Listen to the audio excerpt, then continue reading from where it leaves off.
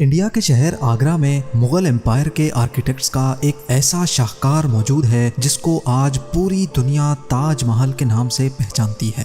42 ایکڑ پر پھیلا دور سے ہی چمکتا ہوا یہ مقبرہ جہاں اپنے اندر خوبصورتی کے باغیچے سجائے ہوئے ہے، وہیں اس کے اوپر غم اور اداسی کے کئی بادل ابھی تک منڈلا رہے ہیں۔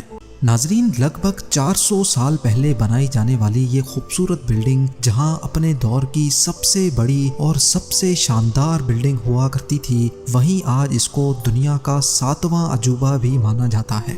اس عالیشان اسٹرکچر کو بنانے میں 20,000 مزدوروں نے دن رات خون پسینہ بہایا، اور وہ بھی 1 یا 2 سالوں تک نہیں بلکہ پورے 22 سالوں تک۔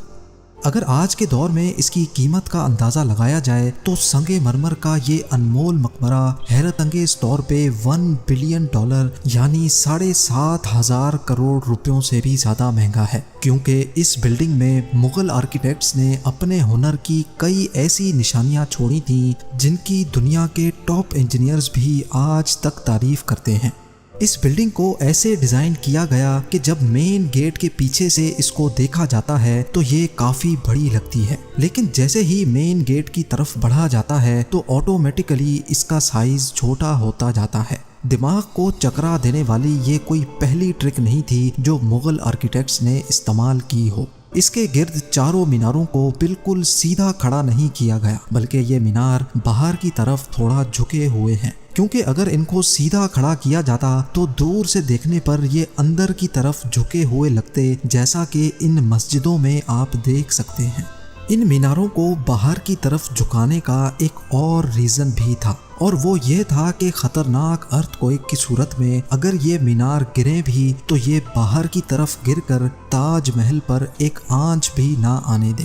لیکن آخر ماجرا کیا تھا کہ اس کو بنانے والے کسی صورت میں اس پر ایک خراش بھی برداشت نہیں کر سکتے تھے۔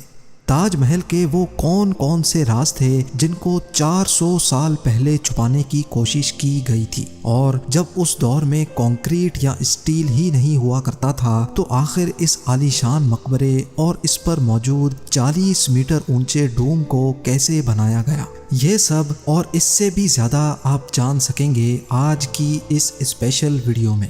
ناظرین، یہ معاملہ اسٹارٹ ہوا تھا سن 1607 میں، جب انڈیا اور پاکستان کے اس خطے میں مغل امپائر کا ہولڈ ہوا کرتا تھا۔ اس دن مغل شہنشاہ کا سب سے چھوٹا بیٹا شہاب الدین محمد خرم 15 سال کا ہو چکا تھا، اور اسی کی سیلیبریشن کے لیے آگرہ فورٹ میں ایک عالیشان پارٹی رکھی گئی تھی۔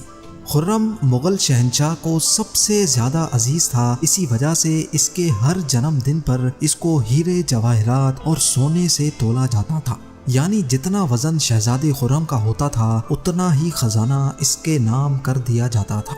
لیکن اس جنم دن پر کچھ اور بھی خاص ہونے والا تھا۔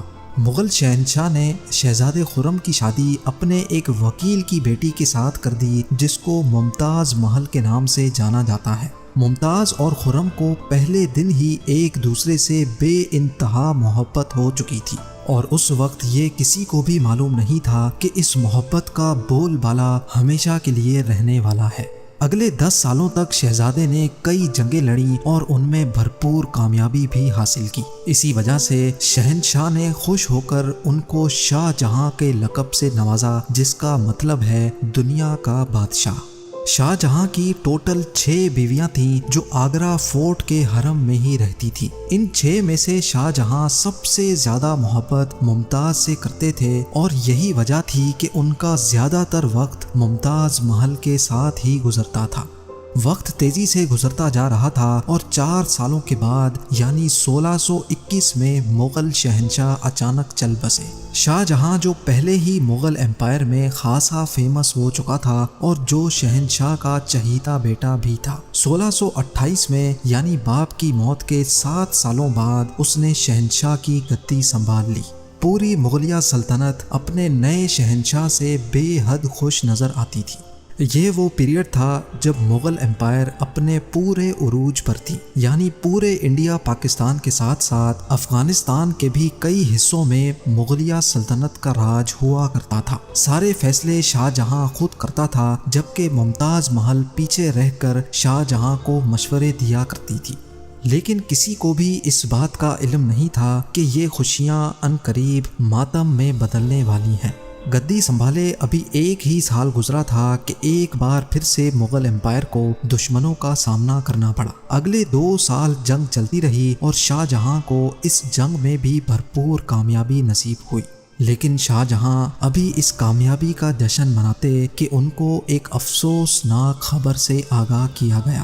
ممتاز محل جو کہ شاہ جہاں کے 14ویں بچے کو جنم دے رہی تھی، اس کی حالت بگڑ گئی اور 17 جون سن 1631 کو وہ نہ چاہتے ہوئے بھی اس دنیا سے چل بسی۔ پوری مغلیہ سلطنت کا جشن دیکھتے ہی دیکھتے ماتم میں بدل گیا۔ یہ خبر جو شاہ جہاں پر آگ بن کر گری تھی، اس نے تو جیسے ان کی دنیا ہی ختم کر ڈالی۔ شاہ جہاں کی سب سے پہلی محبت اور ان کی سب سے عزیز بیوی ممتاز محل اس دنیا سے رخصت ہو چکی تھی۔ کہا جاتا ہے کہ اس غم کی پرچائی نے شاہ جہاں کو کالے اندھیروں میں دھکیل دیا تھا۔ اگلے 8 دنوں تک انہوں نے کچھ نہیں کھایا اور اگلے 2 سالوں تک نہ کوئی موسیقی سنی اور نہ ہی پرفیوم لگایا۔ ممتاز محل نے مرنے سے پہلے ایک آخری خواہش کی تھی۔ وہ چاہتی تھیں کہ ان کی قبر دنیا کے سب سے خوبصورت مقبرے میں بنائی جائے۔ اس ٹاسک کو اور ممتاز محل کی آخری خواہش کو پورا کرنے کے لیے شاہ جہاں نے اپنی ساری دولت اور پوری زندگی وقف کرنے کا ارادہ کر لیا۔ ممتاز کے گزرنے کے 6 ماہ بعد یعنی 1632 میں ہی تاج محل کی کنسٹرکشن کا کام شروع کر دیا گیا۔ قریب 20,000 سے بھی زیادہ مزدور، پتھر تراش اور کاریگروں کو پوری سلطنت سے اکٹھا کیا گیا۔ لشکروں کے لشکر شاہ جہاں کے حکم پر آگرہ بلوا لیے گئے تھے۔ کیونکہ ممتاز کی قبر یمنا ریور کے برابر میں موجود تھی، اسی وجہ سے اس جگہ پر دنیا کی سب سے خوبصورت بلڈنگ بنانا کافی مشکل ٹاسک تھا۔ ریور کے کنارے زمین کافی سافٹ ہوتی ہے اور اگر یہاں کھدائی کا کام کیا گیا تو پانی کا بہاؤ تاج محل کی فاؤنڈیشن کو بھی نقصان پہنچا سکتا تھا۔ اس مسئلے سے نمٹنے کے لیے مغل انجینئرز نے یہاں سب سے پہلے زمین کے اندر کئی کنویں کھدوانا شروع کیے۔ مزدور یہ کنویں تب تک کھودتے رہتے جب تک خشک زمین نظر نہ آ جاتی تھی۔ ان کنووں کو پتھروں اور گارے سے بھرا گیا اور پھر اس کے اوپر پتھروں کے بڑے بڑے کالمز کھڑے کیے گئے۔ اس سارے کام کو انجام دینے کے لیے مزدوروں کے ساتھ ساتھ ہاتھیوں کی ایک بہت بڑی فوج کو بھی استعمال کیا گیا۔ مغل انجینئرز کی یہ ٹرک کام کر چکی تھی اور اب ایک ایسی مضبوط فاؤنڈیشن تیار تھی جو نرم زمین پر بھی فولاد بن کر کھڑی تھی۔ فاؤنڈیشن کے بعد اب باری تھی ایک ایسے بلڈنگ ڈیزائن کی جو آج سے پہلے کسی نے بھی نہ دیکھا ہو، ایک ایسا ڈیزائن جو پچھلے سارے ریکارڈ توڑ ڈالے۔ تاج محل کے ڈیزائن کا آئیڈیا شاہ جہاں نے اپنے باپ دادا کے مقبروں سے لیا تھا۔ باپ کے مقبرے سے میناروں کا آئیڈیا لیا گیا، دادا کے مقبرے سے بلڈنگ کور کا آئیڈیا لیا اور اپنے انکل کے مقبرے سے ڈوم کا آئیڈیا لیا تھا۔ اور جب ان سب کو کمبائن کیا گیا تو ایک شاندار اور عالی شان ڈیزائن ابھر کر سامنے آیا۔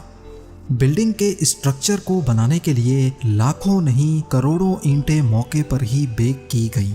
یہ سب اتنا آسان نہیں تھا اور اس میں لا تعداد پیسے بھی بہائے جا رہے تھے۔ ہر گزرتے دن شاہی خزانہ تیزی سے خالی ہوتا جا رہا تھا، لیکن شاہ جہاں کو کسی چیز کی پرواہ نہیں تھی، بس ان کو یہ کام ہر قیمت پر کمپلیٹ کرنا تھا۔ کہا جاتا ہے کہ تاج محل کی کنسٹرکشن میں اتنے زیادہ لوگ لگائے گئے تھے کہ ان کی وجہ سے آس پاس کے علاقوں میں کھانا پینا ختم ہو گیا تھا۔ 20,000 مزدوروں اور کاریگروں کی ڈیمانڈ پوری کرنے کے لیے شاہ جہاں نے آس پاس کے تمام علاقوں سے اناج آگرہ منگا لیا تھا۔ کئی سالوں کی محنت کے بعد بلڈنگ کا اسٹرکچر کمپلیٹ ہو چکا تھا اور اب باری تھی اس کو سنگ مرمر سے سجانے کی۔ یہ سنگ مرمر آگرہ سے 400 کلومیٹر دور راجستھان سے منگایا جانا تھا، کیونکہ یہاں کا مکرانہ ماربل آج تک دنیا کا فائنسٹ ماربل مانا جاتا ہے۔ شاہ جہاں نے تاج محل کے لیے پورا مکرانہ ماربل ریزرو کر لیا تھا، یعنی جب تک تاج محل کی ڈیمانڈ پوری نہیں ہو پائے گی تب تک کسی کو بھی یہ ماربل خریدنے کی اجازت نہیں تھی۔ 1000 ہاتھیوں کی مدد سے ہزاروں ٹن وزنی ماربل راجستھان سے آگرہ منگایا گیا۔ تاج محل کا یہ خوبصورت ڈوم اتنا بڑا ہے کہ اس کا اندازہ صرف آنکھوں سے دیکھ کر ہی لگایا جا سکتا ہے۔ آج کل اس طرح کے ڈوم بڑی آسانی سے اسٹیل سٹرکچر پر بنائے جا سکتے ہیں، لیکن 400 سال پہلے 40 میٹر اونچے ڈوم کو بنانے میں ان کے پاس صرف پتھروں کا ہی سہارا تھا۔ اس ڈوم کو بنانے میں مغل انجینئرز نے جو اسٹریس کیلکولیشن کی تھی اس کی آج کے انجینئرز بھی بہت تعریف کرتے ہیں۔ تاج محل کی فنیشنگ کے لیے اس کو پیٹرا ڈورا یا پرچن کاری سے ڈیکوریٹ کیا جانا تھا۔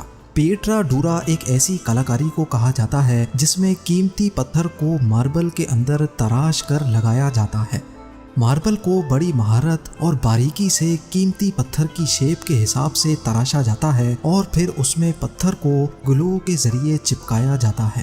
تاج محل پر استعمال ہونے والی گلو کوئی عام گلو نہیں تھی۔ کافی ریسرچ اور لیبارٹری ٹیسٹ کے بعد معلوم پڑا کہ یہ گلو شیرہ، لیمن جوس اور سنگ مرمر پاؤڈر کو ملا کر بنائی جاتی تھی۔ وہی سیم گلو آج بھی تاج محل کی رینوویشن کے لیے استعمال کی جاتی ہے۔ تاج محل کی خاص باتوں میں ایک بات یہ بھی ہے کہ یہ دن میں 4 مرتبہ اپنے رنگ بدلتا ہے۔ سورج نکلنے سے پہلے یہ بالکل بلیک شیڈ دیتا ہے، سورج نکلنے کے بعد یہ لائٹ یلو اور پنک شیڈ دیتا ہے، جبکہ دوپہر کے وقت تاج محل کی خوبصورتی کا نیا رخ دیکھنے کو ملتا ہے، نیلے آسمان پر جیسے موتی چمک رہا ہو، اور سن سیٹ کے وقت یہ پوری بلڈنگ گولڈن کلر کی دکھائی دیتی ہے۔ پورے 22 سالوں کے بعد سن 1654 میں تاج محل کی کنسٹرکشن کا کام مکمل کر لیا گیا۔ شاہ جہاں اپنی بیگم کی یاد میں دنیا کا سب سے خوبصورت مقبرہ بنانے میں کامیاب ہو چکا تھا۔ شاہ جہاں نے اس عالی شان عمارت کا نام اپنی پسندیدہ بیوی کی یاد میں ہی رکھا۔ ممتاز محل سے اس کا نام تاج محل رکھ دیا گیا۔